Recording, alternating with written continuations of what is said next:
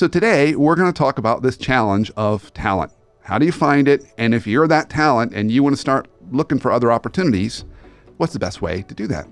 And so to help us on this journey, I've got an expert and a good friend, Lori Howell. Lori, good morning. Good to have you on the show. Thank you. I feel so honored. Isn't it just great? Just have a microphone in front of you. I mean, it's like fun. It's my calling, though. Yeah, it is your calling. Yeah, you're probably going to want to have me back. I think you're probably right. You might even want to take that microphone home with you.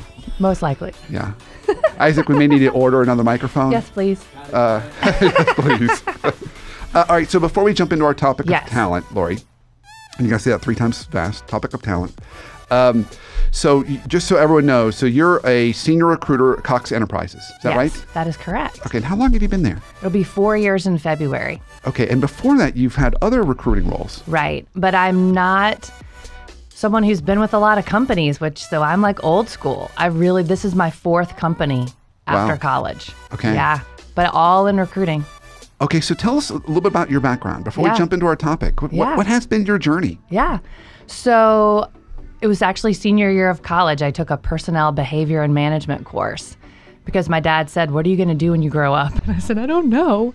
But that course kind of combined my knowledge of working with people and business, because of course your parents want you to go into business.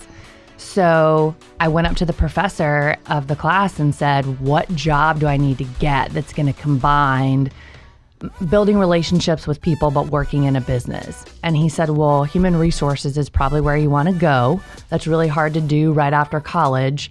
Try to get in with a staffing firm."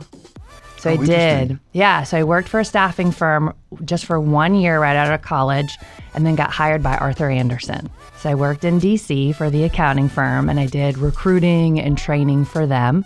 I ended up being with them for 4 years and then went back into staffing, focused on accounting and finance. And so that's really where most of my career has been, either from a staffing perspective or internally now in corporate. Wow. Okay. So recruiting your whole career. With a little bit of an emphasis on that finance and accounting space. Yes. Okay. So, all right. So let's talk a little bit about the market today. Yes. So it's changed over 20 years. Yeah. So if you think about 2019 and we're rolling into 2020 and the easy or difficulty in terms of finding talent, let's put it on a scale of 1 to 10. Okay, 10 being it's super easy. I can find any talent that I want anywhere. It's a buyer's market. Right. And then maybe on the other side, a 1 being it's really, really hard. It's definitely a seller's market and it's hard to find talent. Where would you put it? So the way we look at it is from a hiring perspective, I would give it a 2 as being extremely difficult for me to find the right talent. From a candidate perspective, it's a 10.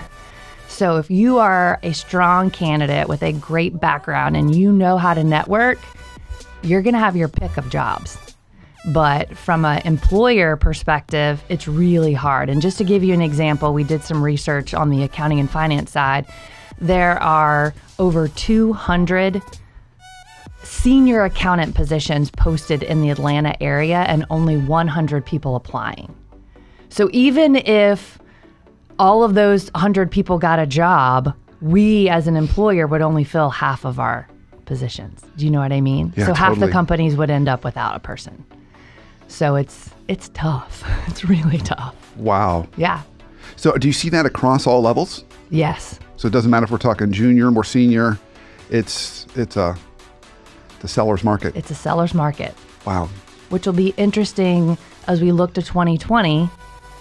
If the economy does slow down a little bit and companies become more static and they're not adding headcount to their payroll, it'll be interesting to see how that will change. Will it become an employer's market again because there will be fewer jobs out there, so the candidates that are looking will have a bigger pool to look for? I don't know. Yeah. I don't know.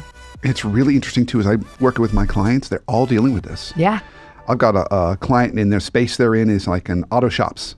Okay. And they're like, yeah, if I'm a mechanic who's just kind of just checking in and checking out, I can't afford to let him go. Right. I need to kind of strengthen him up because there's no other mechanic to hire. That's sad. And then I've got another client on the other end of the spectrum, and he's the CEO of a private equity-backed company, and he's been looking for a CFO. And so far, the search has been going on 4 months. And he said, yeah, he said, for our this role and job, there's not that many people who can can do this, that are available. So doesn't matter. Right. Okay. So that's when, as a recruiter, we try to advise the hiring managers that you have to look outside the box. So what you've been hiring before, put those biases aside and start thinking more creatively. That's when you got to say, I know if for my auto position, they have to have auto industry experience. We can't look at someone with outside experience. Well, guess what? Sometimes there are other industries that will translate really well into this role. So let's talk about those. Okay, so I got a question about that. Yes. So commonly in the past, it would say, well, if you want a director position, you should already be a director somewhere. Right. Is this now a time when if you were a senior manager, you could apply for a director position and having never done it before? Yes. And they would say, well, that's great. Let's give you that chance. But let me tell you how you do that. You can't just apply. You're going to have to network, and you're going to have to give that recruiter a reason to call you. And then that recruiter's going to have to feel really comfortable about your background so that he or she can sell you to the hiring leader. But we're doing it. We're being creative. But I know what my hiring manager wants. My hiring manager wants that director. I'm not finding that director. So if you're a senior manager, help me sell you.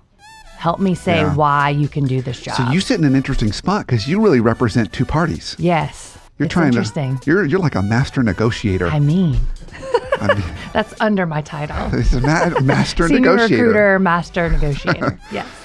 Because I think it's important as people are listening to this and they're thinking about applying for a job, right? That recruiter is there to represent you. Yes. I hope they know that, because people get really upset about, is this recruiter going to present me? Are they going to get me the salary that I want? All of these things. And I want it to be a win-win for both.